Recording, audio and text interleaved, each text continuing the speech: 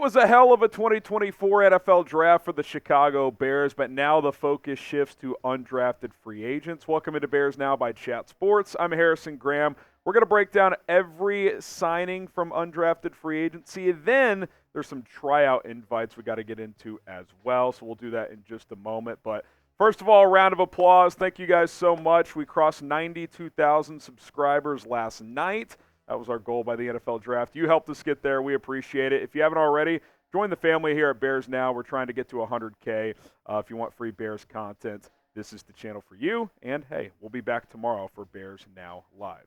All right, let's start with the quarterback that the Bears signed in undrafted free agency. Austin Reed out of Western Kentucky, transferred there a couple of years ago, spent his last 2 years for the Hilltoppers. Decent size, 6'1.5", 220 pounds.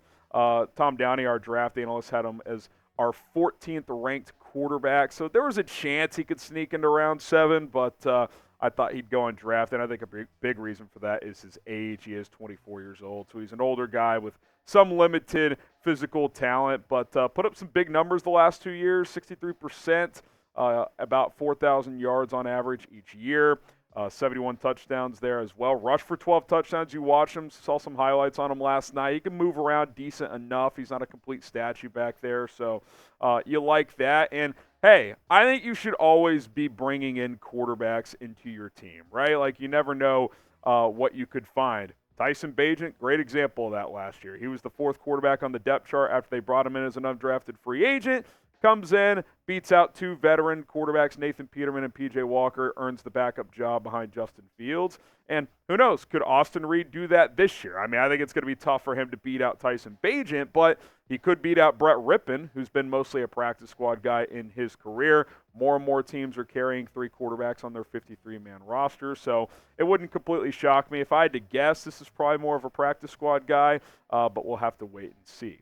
Pick a QB3. Who do you think that guy is? Obviously, Caleb Williams, Tyson Bagent, your top 2 guys. BR for Brett Rippon or AR for Austin Reed. Go ahead and let us know. Get to our next guy here as we're going offense to defense. Ian Wheeler, the running back / return man out of Howard. And that's really his specialty, is as a kick returner. 3 career kickoff return touchdowns for the Bison there. Decent size, 5'10", over 200 pounds.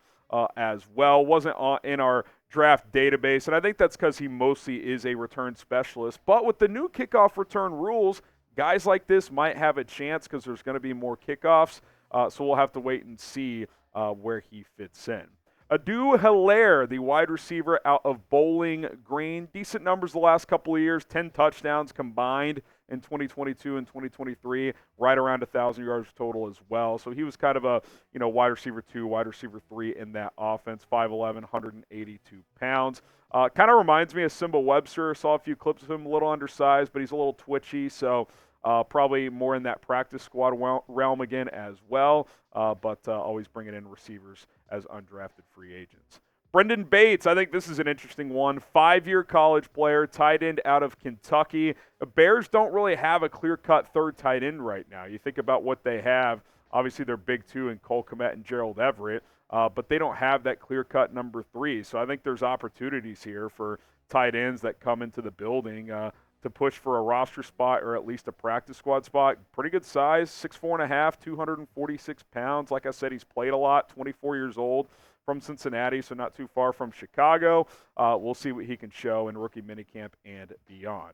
We'll get to some more guys in a moment, but first, tell you about our sponsor. That is Game Time. Who's excited for Bears football? I know I am. I wish there were games tomorrow, but you got other events you can go to, and you got to get your tickets online with Game Time. You got White Sox games, Cubs games, concerts, comedy shows, and a whole lot more. What Game Time specializes in is last-minute tickets for the lowest price guaranteed. If you find a lower price on a different ticketing service in the same seat, show Game Time. They will lower that ticket price for you. They want you to have a smooth, painless, and best experience possible when purchasing your tickets. And hey, if you're a last-minute person, like waking up the day of a game, you decide you want to go, Game Time's the place for you because they're going to have deals, sometimes discounts, because they want to put butts in those seats. Use code CHATSPORTS after you download the app, Game Time in your app store, create an account. That code CHATSPORTS gets you $20 off.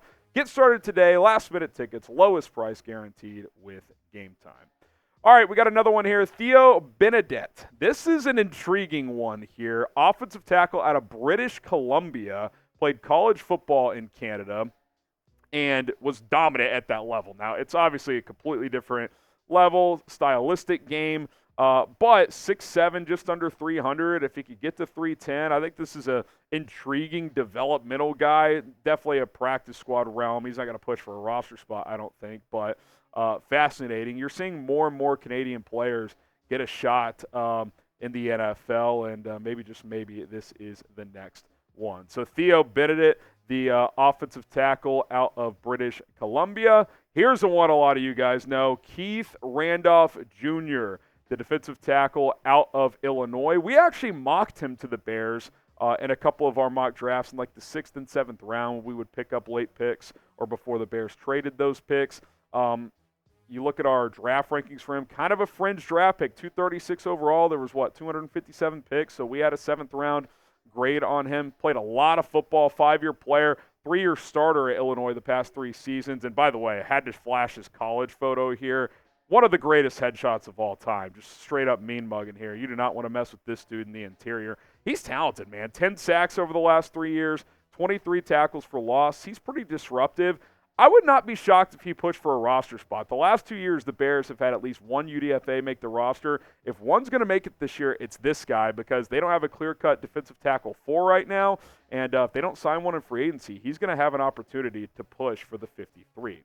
Now, who's excited to get Keith Randolph Jr., a local product here? Type KR in the chat if you are, because, again, I know a lot of you guys watch Illinois football, and I think he's got at least a decent shot to make this 53-man roster. Jamree Kromah, the edge out of Madison, obviously, James Madison, obviously the Bears.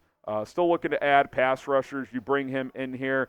Interesting frame, kind of a tweener, 6'3.5", 275 as well. JMU, really good program this past year. He was a decent part of that, so the Bears bring him in. Carl Jones Jr., the linebacker out of UCLA.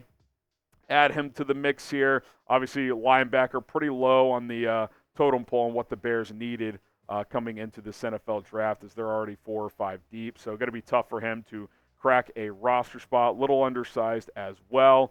Certainly would have to show some special teams value. And then you got Reddy Steward here. Great name, by the way. He's ready to go. Cornerback out of Troy. Corner-like linebacker. Bears pretty deep there, but they add one here in undrafted free agency. 5'10 and a half, 185 pounds. So we will see what he is able to show. So we'll recap these guys here, and then we'll take a look at some tryout players in a moment. Austin Reed, quarterback out of Western Kentucky. Again, we'll see if he can push for a spot. Ian Wheeler, potential kick returner. Keep an eye on him. Odieu, Hiliare, the wide receiver out of Bowling Green. Got Brendan Bates, the tight end out of Kentucky. British Columbia offensive tackle Theo Benedet. Keith Randolph Jr., local product defensive tackle out of Illinois. Jamree Kromah, the edge out of James Madison. And then Carl Jones Jr., the UCLA linebacker, followed by number 9 here, 9th UDFA. Reddy Steward, the cornerback out of Troy. Before we get out of here, some UDFA tryouts. Marcus Rogers is going to get an opportunity. Troy wide receiver. Hayden Gilum, center out of Kansas State. I'm intrigued by him. Not the best athlete, but he's played a lot of football. I believe a 3-year starter there, so keep an eye on him. Noah Atabi, the offensive lineman out of Weber State.